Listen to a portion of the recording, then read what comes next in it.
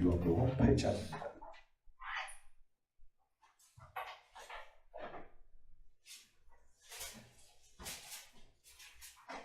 요한복음 8장 1절에서 11절 말씀. 요한복음 8장 1절에서 11절 말씀. 예수는 감난산으로 가시다. 아침에 다시 성전으로 들어오시니 백성이 다 나아 오는지라 앉으사 저희를 가르치시더니 서기관들과 바리새인들이 간음 중에 잡힌 여자를 끌고 와서 가운데 세우고 예수께 말하되 선생이여 이 여자가 간음하다가 현장에서 잡혔나이다. 모세는 율법에 이러한 여자를 돌로 치라 명하였거니와 선생은 어떻게 말하겠나이까. 저희가 이렇게 말하면 고소할 조건을 얻고자 하여 예수를 시험함이로라.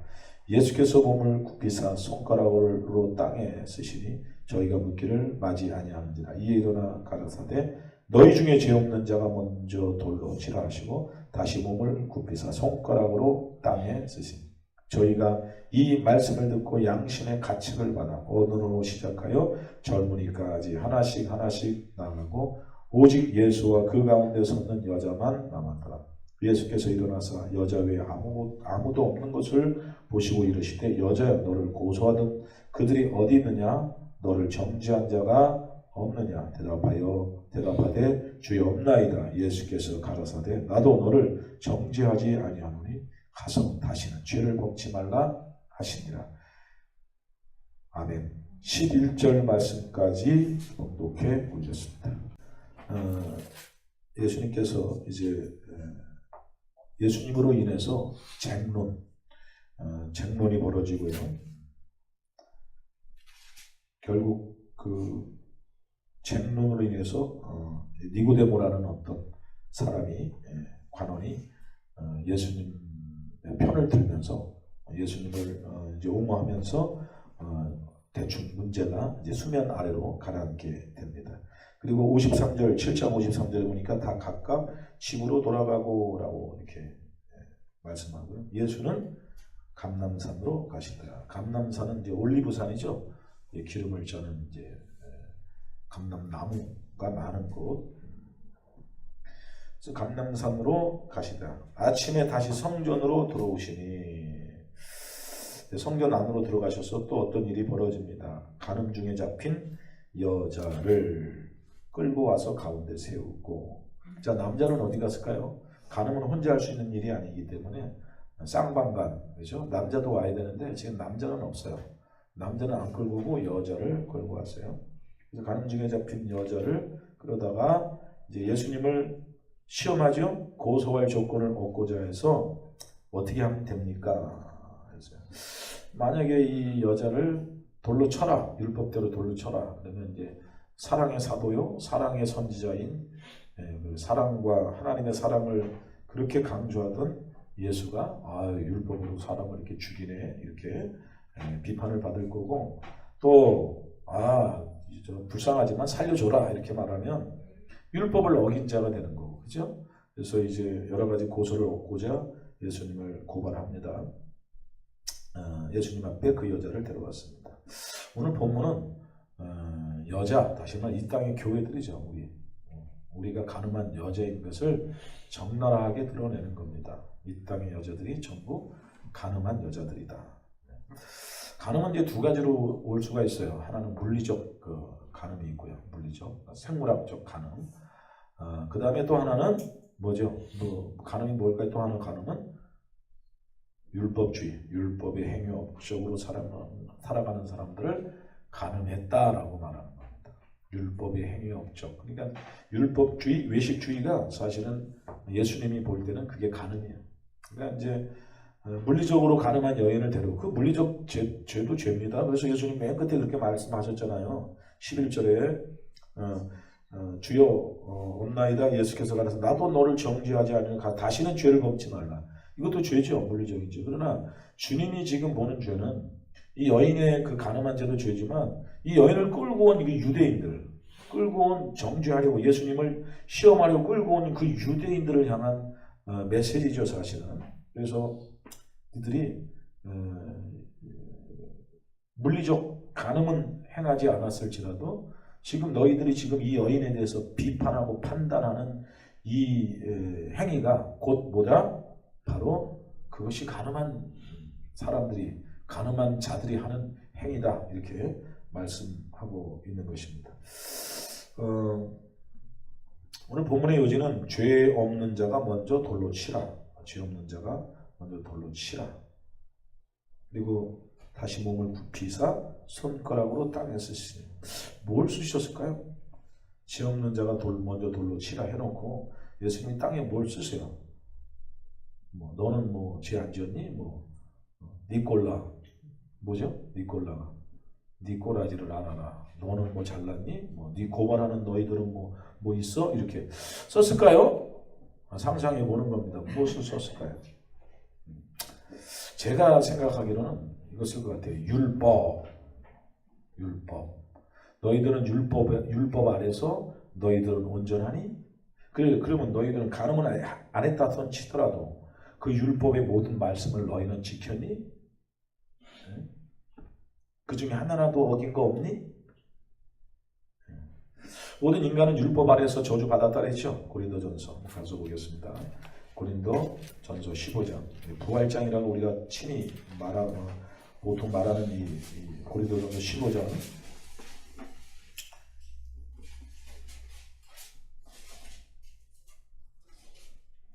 55절. 15장 55절. 사망아 너희 이기는 것이 어디 있느냐? 사망아 너희 쏘는 것이 어디 있느냐? 사망에 쏘는 것은 죄요, 죄의 권능은 율법이라. 자, 넘었어요. 율법이 뭐예요? 우리를 사망을 가져오게 하죠. 율법은 뭐예요? 율법이 두 가지로 이제 나눠지죠. 하나는 완전한 하나님의 법, 거룩한 하나님의 의로운 법, 하나님 자신이에요. 하나님이 율법이세요. 완전하신 하나님의 완전한 법이세요. 그분이 율법. 근데 이 율법 앞에서 인간은 뭐예요? 죄를 깨닫고 그 죄가 쏘죠. 죄가 화살처럼 쏘아가지고 사망에 이르게 하는 거예요. 자, 율법의 산에 오르는 출애굽기 19장 가서 보세요. 율법의 산에 오르려고 하는 이스라엘 백성을 향해서 하나님이 지금 뭐라고 말씀하시는지 한번 보세요. 모세에게. 자, 19장 12절. 너는 백성을 위하여 사면으로 지경을 정하고 이르기를 너희는 산과 산에 오르거나 그 지경을 범하지 말지니 산을 범하는 자는 정령 죽임을 당하리라. 이 산이 뭐예요? 시내산. 거기서 뭘 받죠? 율법. 시온산. 예루살렘이죠. 그것은 뭘 받죠? 복음, 은혜, 하나님의 보호, 보존, 도피, 피난처. 그죠? 그래서 시온산은 보호와 생명을 얻고 시내산에 오르면 죽는 거예요. 반드시 죽으리라. 12절. 13절 다 같이 시작. 손을 그에게 댐이 없이 그런 자는 돌에 맞아 죽임을 당하거나 그래서 살이 화살입니다. 화살에 쓰여서 사람이 쏘는 게 아니죠. 그러니까 사람이 돌로 던지는 게 아니죠. 이 돌은 뭐예요? 율법. 율법이 돌이죠. 돌. 돌은 양면성이 있어요. 항상 돌은 말씀은 양면성이 있어요. 하나는 뭐예요? 거치는 돌이 되고 하나는 뭐예요? 깨트려 반석. 물을 내주는 반석이고 하나는 우리의 구원의 생수가 되시고 하나는 주는 거예요. 그래서 예수님은 율법과 복음과 율법이 함께 계시는 분이기 때문에 예수님 보고 다 죽습니다. 예수님 보고 죽어야죠. 우리가 너무 예수님 같이 되려고 예수님처럼 되려고 단위도 발버둥을 치고 노력을 하고 애쓰고 쓸고 닥쳐. 그게 죄라는 거예요. 우리는 예수님 앞에 서서 우리가 어찌 주님을 배우겠습니까? 어찌 주님을 따르겠습니까? 우리는 일평생 돌을 닦고 수도를 하고 쓸고 닦아도 예수님처럼 못 돼요. 가망 없습니다. 어떻게 했으면 좋겠습니까? 주님 도와주세요. 그리고 주님을 의지하고 주님의 은혜를 바라보는 게 우리가 할 일이죠. 열심히 쓸고 닦아서 예수님처럼 되죠. 아니요. 너희 마음에 이 마음을 품으라고 곧 그리스도 예수의 마음이에요. 내 마음으로는 절대 하나님을 쫓을 수가 없어요. 예수의 마음이 들어와야 돼요. 바꿔주는 겁니다. 네? 율법 앞에서 인간은 전부 죄를 깨닫고 그 죄가 화살로 돌처럼 와서 죽이는 거예요. 그래서 우리가 허물과 죄로 죽은 거예요. 율법 앞에서 죽은 존재들이에요. 율법 앞에서 죽은 우리들을 어떻게 해요? 주님이 침노를, 천국은 침노를 당하나니, 미아조라 그랬죠? 때로 모여들어서 이 안을 하나님의 나라로 바꿔버리는 거예요. 그게 은혜죠. 죽은 자가 말이 없고 죽은 자가 뭐 어떤 표시를 할 수 있겠어요? 허물 가지고 죽은 자가 날 살려주세요 이렇게 말을 못하는 거예요. 그렇죠? 자, 다시 오세요. 요한복음. 자, 10절. 예수께서 8장 10절 예수께서 일어나사 여자 외에 아무도 없는 것을 보시고 이르시되 여자여 너를 고소하던 그들이 어디 있느냐? 너를 정죄한 자가 없느냐? 정죄. 율법은 항상 고소와 정죄를 일삼습니다. 율법은 우리를 정죄해서 고소해서 그래서 어떻게 해요? 우리를 죽여버리는 거예요. 율법은 선한 법이에요. 로마서에 보면 선한 법, 완전한 법이 의의 법이고 아주 선하신 하나님의 법입니다. 그런데 그 선한 법 앞에 인간이 서면은 다 어떻게 해요? 정죄를 갖게 되는 거예요. 그래서 우리가 다 그 말씀 앞에 정죄를 받죠. 정죄의 법이 한번 뭔가 보세요. 로마서 8장을 한번 가볼게요. 8장 1절. 로마서 8장 1절. 그러므로 이제 그리스도 예수 안에 있는 자에게는 결코 정죄함이 없다. 어디 안에 있어야 돼요?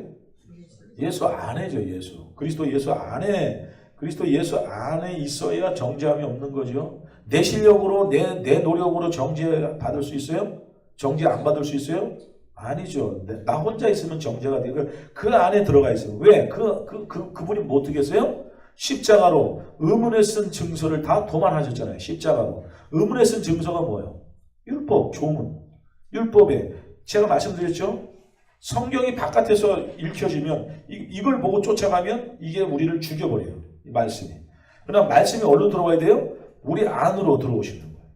말씀이 우리 안으로. 영으로 생명으로 예수가 십자가로 주고 우리 안으로 들어오는 거예요. 그래서 기독교의 최고의 신비가 뭔지 아세요? 예수가 우리 안으로 들어오는 거예요. 뭐 병 고치고 능력 행하고 뭐 이런 비일비재하죠. 지금 뭐 이 현대 사회에서도 제3세계에 가서 이제 우리가 복음을 전하고 막 기적이 일어나죠. 우리나라는 이제 이미 문화와 문명이 발달해서 뭐 기술과 의학이 다 살려내고 고치기 때문에 그런 기적들이 많이 나타나지는 않고 있지만 지금도 그런 기적과 초월적인 역사로 일을 하십니다. 그런데 기독교의 가장 큰 신비는 하나님이 우리와 함께 거하시는 거예요. 이게 성경의 약속이죠. 구약, 신약. 뭔 약속이요? 옛날 약속, 새 약속. 그 옛날 약속은 뭐예요? 내가 너와 함께 할게. 신약속, 새 약속은 뭐야? 내가 너와 함께 했어. 아니? 지금 내가 너와 함께 하는 거 알아? 지금 그렇게 말씀하시는 때예요. 내가 너와 영원히 함께 할게. 기다려봐. 좀만 기다려봐. 좀 이제 내가 너와 영원히 함께 할게. 이게 아니고 지금은 뭐예요? 내가 너와 함께 하고 있어. 아니? 알고 있어? 네? 너 깨달아? 너 경험하고 있어? 네? 근데 많은 사람들이 이론으로는 알죠. 하나님은 나와 함께 하신다. 이론은 알지만 삶으로 그렇게 살지를 못하고 있어요. 왜 그래요? 듣지 못하고 있기 때문에. 자꾸 들어야 되는 거예요. 하나님은 우리와 함께 하십니다. 아멘. 자꾸 들어야죠. 하나님 지금 함께 하고 계세요. 아멘. 네. 지금 우리가 삶이 고달프고 어렵고 힘들어도 주님이 나와 함께 하고 계신 이것을 어떻게 자꾸 들어야 삶에서 나온 믿음은 들음에서 난다고 했으니까. 자, 다시. 그러므로 이제 그리스도 예수 안에 있는 자에게는 결코 정죄함이 없나니. 자, 그래서 예수님 묻잖아요. 야, 너 정죄하는 자가 있니? 없다. 없어 이제. 너 정죄할 자 없어. 다 갔어. 율법의 행위 업적들 다 같이 율법의 의와 거룩함을 주장하는 그들 다 같이 없지. 정죄함이 없나니. 이는 너는 내 안에 있기 때문이야. 그리고 2절 이는 그리스도 예수 안에 있는 뭐가? 생명의 성령의 법이 죄와 사망의 법에서. 죄와 사망의 법이 뭐예요? 율법이죠. 율법의 저주. 율법의 저주가 우리를 죄와 사망의 법에 묶어버리는 거예요. 그런데 예수 안에서 뭐가? 생명의 성령의 법. 복음이 십자가의 도가 우리를 해방하는 겁니다. 자, 로마서 요한복음 8장으로 다시 오세요.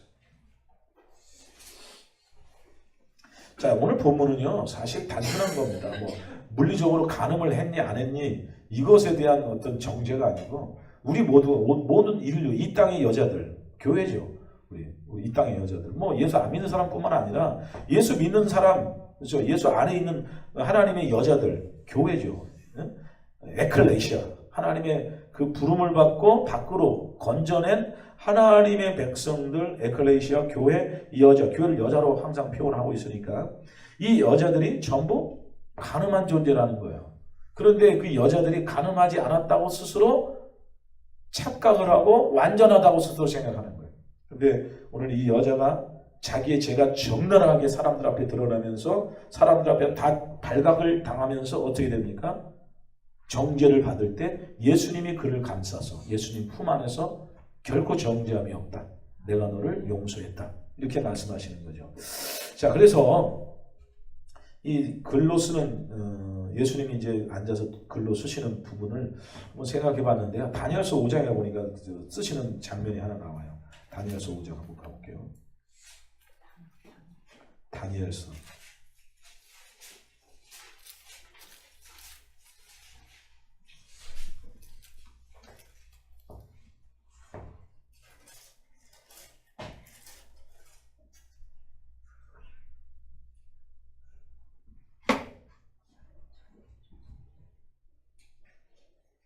24절 이러므로 그의 앞에서 이 손가락이 5장 24절 나와서 이 글을 기록하였나이다. 기록한 글자는 이것이니 곧 메네메네 데겔 우바르시니라. 그 뜻을 해석하건대 메네는 하나님이 이미 왕의 나라의 시대를 시대를 세워서 그것을 끝나게 하셨다 함이라. 세웠다는 것은 이제 판별했다는 얘기죠. 데겔은 왕이 저울에 달려서 부족함이 배었다 함이요. 그죠? 하나님이 이제 잔치 가운데 왕의 잔치 가운데 글을 쓰죠. 큰 손가락이 손이 나와서 글을 쓰는데 메네메네 데겔 우바르시. 이거 뭐냐면 왕을 세워 보니까 이제 끝났다. 저울에 달아보니까 부족하다. 자, 저울이나 세워 본다는 관점이 뭐예요? 율법이죠. 율법이 우리를 재어보고 율법이 우리를 세는 거예요. 맞는가? 이 저울에 재서 기울지는 않는가? 세는 게 율법이죠. 그죠? 그 기울고 센 우리를 복음의 은혜로 예수 안에서 우리를 구원해내는 게 복음이고. 자, 그런데 벨사살 왕이 한번 보세요. 22절. 벨사살 왕이 왜 바벨론 왕 벨사살 왕이 왜 이렇게 하나님의 손가락이 나타나서 이렇게 하나님이 이제 패했다 이렇게 말씀하는 거야. 22절 벨사살이요 왕은 그의 아들이 되어서 이것을 다 알고도 오히려 마음을 낮추지 아니하고 교만하죠. 도리어 스스로 높여 하늘의 주제를 거역하고 그 전 기명을 왕의 앞으로 가져다가 왕과 기인들과 왕후들과 빈궁들이 다 그것으로 술을 마시고 왕이 또 보지도 또 듣지도 알지도 못하는 금은 동 철과 목석으로 만든 신상을 찬양하고 도리어 왕의 호흡을 주장하시고 왕의 모든 길을 작정하시는 하나님께 영광을 돌리지 아니하는지라. 이러므로 그의 앞에서 이 손가락이 나와서 글을 쓰죠. 자, 뭐요? 우상 숭배, 교만, 우상 숭배. 그리고 성전의 기명, 성전 안에 기명들이 많죠. 성전에 뭐 잔도 있을 거고 그릇도 있을 거고 뭐 떡상도 있을 거고 또 뭐죠? 떡상 그다음에 촛대 뭐 이런 거 여러 가지 성전 안에 기명을 다 바벨론 왕 느부갓네살이 다 끌고 갔잖아요. 근데 그의 아들이 그걸 가지고 잔치를 베풀며 쾌락을 오직 하나님을 향해 경배하고 예배하고 찬양을 해야 되는데 그걸 가지고 자기의 잔치 왕후 빈궁들과 그것으로 술을 막 마시죠. 잔에다가 막 술을 마시죠. 어서 많이 보던 형태 아니겠어요? 어서 많이 보던 형태. 계시록에 가보니까 있죠. 한번 가볼게요. 계시록 18장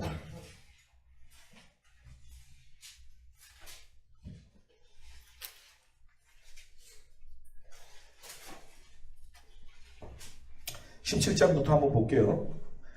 17장 1절 또 7 대접을 가진 7 천사 중 하나가 와서 내게 말하여 가로되 이리 오라. 많은 물 위에 앉은 큰 음녀에 받을 심판을 내게 보이리라. 많은 물 위에 음녀가 앉아 있어요. 이 음녀는 이제 바벨론이라고 이제 알고 계시죠. 근데 많은 물은요, 저 15절 가보세요. 많은 물이 뭔가.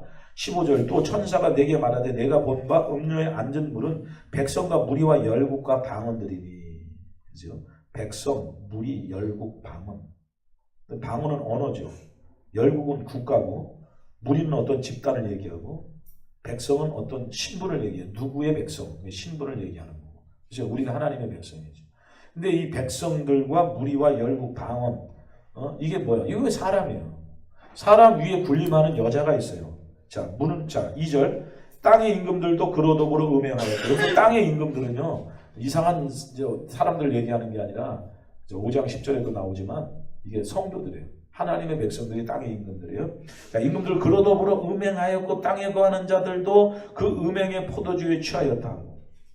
자, 취하죠. 술 취하고. 자, 3절 그 성령으로 나를 데리고 광야로 가니라. 내가 보니 여자가 붉은 빛 짐승을 탔는데 그 짐승의 몸에 참남된 이름이 가득하고 7머리와 10뿔이 있으며 그 여자는 자줏빛과 붉은 빛 옷을 입고 금과 보석과 진주로 꾸미고 옷에 손에 금잔을 가졌는데 가증한 물건과 그 음행에 더러운 것들이 가득하더라. 그 이마에 이름이 기록되어 있으니 비밀이라. 자, 마귀의 비밀, 이 음녀의 비밀이 뭐예요? 큰 바벨론이에요. 바벨론이 음녀, 짐승이에요. 짐승을 탄 음녀. 땅의 음녀들과 가증한 것들이 어미라. 그죠? 어미, 여자예요. 이 바벨론이 바로 뭐예요? 바로 바벨론이 율법의 행위를 얘기하는 거죠. 율법, 자기가 교만. 율법의 행위는 본질, 율법의 행위의 시작은 뭐예요? 자기를 나타내려는 거죠. 내가 이렇게 하나님 말씀을 잘 지켜 산다. 내가 내 의와 윤리와 도덕으로 이 율법을 이렇게 지킨다는 것을 증명해내는 게 율법의 행위죠. 결국 모든 인간의 행위는 어디서 나와요? 자기 증명에서 나와요. 그러니까 자기 증명이라는 것은 이 성경이 말씀하는 기독교의 최고 최고의 덕목이 자기 부인인데, 그래서 예수님이 말씀하신 자기를 부인하고 자기 십자가를 지고 나를 쫓으라. 그런데 인간은 자기를 부인하지 않고 자기를 증명해내려고 하는 거예요. 이게 우상숭배요, 이것이 음란이요, 간음이요, 이것이 도적질이요, 이것이 거짓말하는 거예요. 십계명이 다 말하고 있는 바가 한 초점이에요. 십계명이 말하고 있는 다 뭐예요? 율법의 행위를 일삼는 하나님의 백성들, 하나님의 아들들. 자, 그래서 이 벨사살 왕이 이런 교만과, 자 다시 오세요. 5장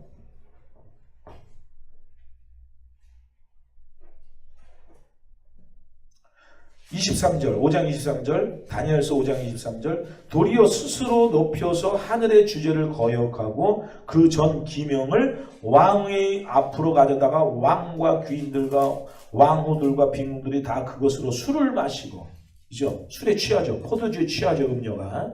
그죠? 계시록에 보면. 자, 이게 같은 맥락으로 봐야 돼요, 이런 것들이. 이게 뭐냐면 율법의 행위. 율법 앞에서 그 율법을 자기의 힘으로 지켜서 하나님 앞에 단단히 서고 하나님 앞에 든든히 서서 하나님 앞에 의롭게 되리라 하는 거죠. 자, 요한복음 다시 오세요. 8장.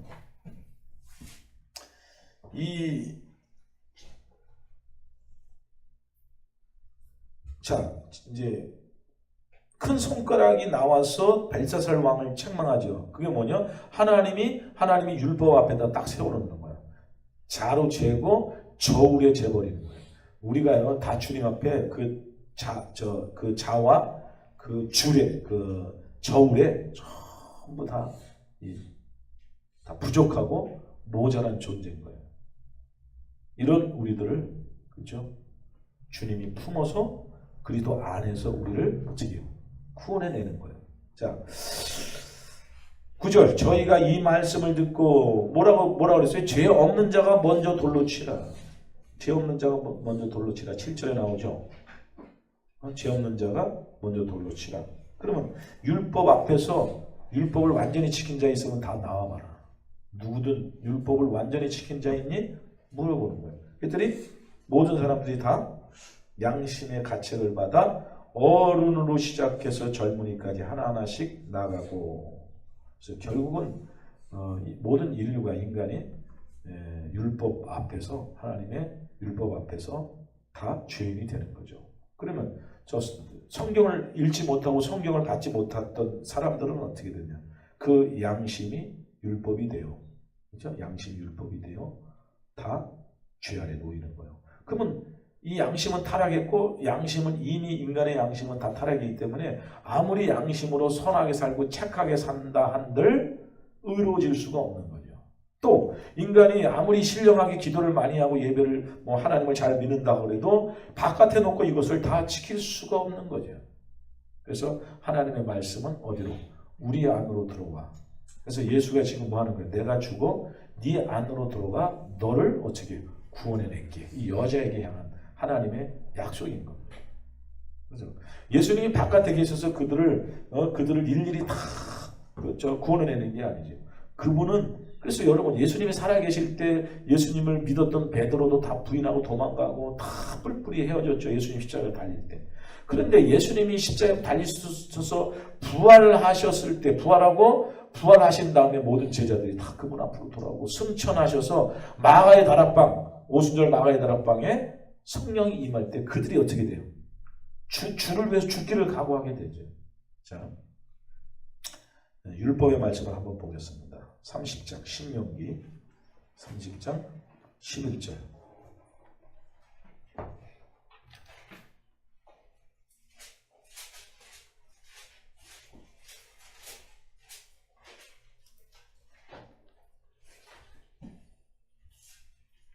(11) 30장 11절. 내가 오늘날 내게 명한 이 명령은 내게 어려운 것도 아니요 먼 것도 아니라 하늘에 있는 것이 아니니 네가 이르기를 누가 우리를 위하여 하늘에 올라가서 그 명령을 우리에게로 가지고 와서 우리에게 들려 행하게 할고 할 것이 아니요 이것이 바다 밖에 있는 것이 아니니 네가 이르기를 누가 우리를 위하여 바다를 건너가서 그 명령을 우리에게로 가지고 와서 우리에게 들려 행하게 할고 할 것도 아니라 오직 그 말씀이 네게 심히 가까워서 어디에 있어요? 내 입에 있으며 내 마음에 있은즉 내가 이를 행할 수 있으리. 결국 하나님의 말씀은 우리 안으로 들어가서 행해지는 거예요. 바깥에 놓고 행할 수 있는 말씀은 없어요. 어느 누구도 이 말씀대로 이 말씀의 조문 하나하나를 다 지켜 살 수가 없어요. 근데 이 말씀이 우리 안으로 들어와서 이 말씀이 우리가 행할 수 있는 말씀이 되는 거예요. 바깥에 놓고 말씀을 지킬 수 있는 게 아니죠. 예레미야 31장으로 한번 가볼게요.